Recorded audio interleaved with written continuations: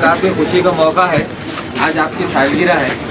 औरंगाबाद शहर ही नहीं, आप दिल्ली और पूरे हिंदुस्तान में काफ़ी मशहूर पार्लियामेंट रह चुके हैं, तो इस ताल्लुक पे भी आप क्या कहेंगे आपकी सालगिरह के शुभ अवसर पर? देखिए, लोगों की मोहब्बत जो मिलती है वो पैसों से नहीं मिलती है। आप कितना भी पैसा खर्च कर ले, ये जो मोहब्बत औरंगाबाद की नहीं हिंदुस्तान की जो आवाम देती है, हम उनके एहसानमंद है।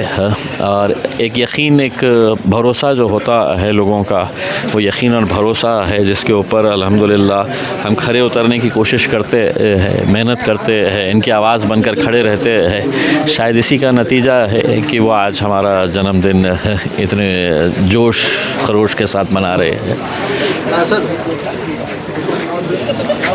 साहब, अमूमन ये भी देखने में आ रहा है कि आज पूरे हिंदुस्तान में कई ऐसे खासदार आए और चले भी गए, लेकिन आज जो औरंगाबाद शहर और अपने शहर का जो हाल हो चुका है, यहाँ पे उठाने हाल नहीं है, यहाँ के आम जनता के मुद्दे उठाने वाला पार्लियामेंट पे क्या प्रतिक्रिया देंगे? देखिए, कोई नहीं है उसके अंदर। हमने जितनी मेहनत करना था उतनी मेहनत करे थे। उसके अंदर जीत और हार जो भी है उसके अंदर हम अपने रब पर छोड़ते हैं करके ये हमने इलेक्शन के वक्त में भी कहा है और आज भी यही बात को हम दोहरा रहे हैं।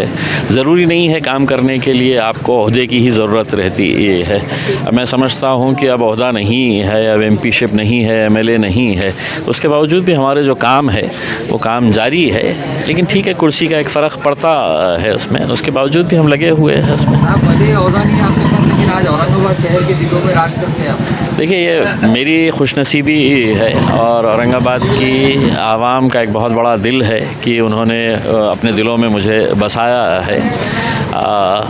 शायद यही वजह है कि पिछले 10-12 सालों से जो मोहब्बत मुझे मिल रही है इस शहर में ही नहीं, हिंदुस्तान के मुख्तलिफ़ इलाक़ों के अंदर लोगों को लगता है कि हमारा अपना आदमी है। शायद इसी वजह से वो इतनी मोहब्बतों से लौटा ये करते हैं। सर, फिरंगी पाटिल ने उमरे साहब के ताल्लुक से ये कहा कि उन्हें मामा उन्होंने ही बनाया, वो छठे नंबर।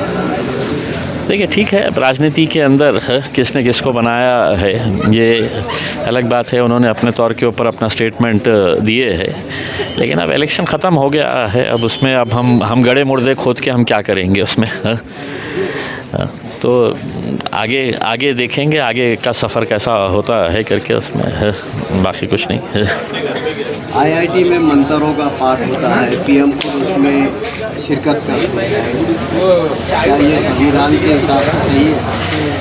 देखिए, आज बहुत सारे गवर्नमेंट ऑफिसेज में भी जो है वो किसी देवी देवताओं के तस्वीरें लगे रहती है। पुलिस स्टेशंस के अंदर हम देख रहे हैं उसमें। तो हिंदुस्तान जो है वो एक सेक्युलर मुल्क है। यहाँ पर आप जब उस कुर्सी के ऊपर बैठते हैं तो आपका कोई मज़हब नहीं होता है इसमें।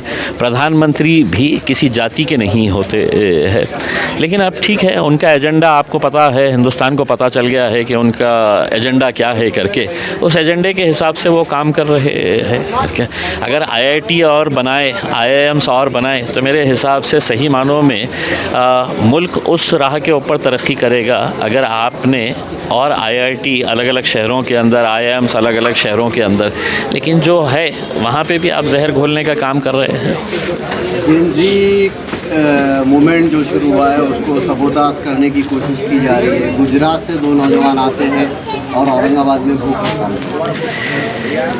देखिए, ये मूवमेंट जो हुआ है ये एक तारीख़ी मूवमेंट कहा इसलिए जाएगा कि लोगों के अंदर एक खौफ था, लोगों के अंदर एक ऐसा डर बिठाया गया था कि तुम इसके ख़िलाफ़ अगर बोलेंगे तो तुम्हारा ऐसा हो जाएगा, तुम इनके बारे में कुछ बोल नहीं सकते हैं। लेकिन नौजवान जब सड़कों के ऊपर आए तो उन्होंने देखा कि हम कोई है तो गैर कानूनी काम के लिए नहीं आए हैं, हम अपना हक़ मांगने के लिए आए हैं।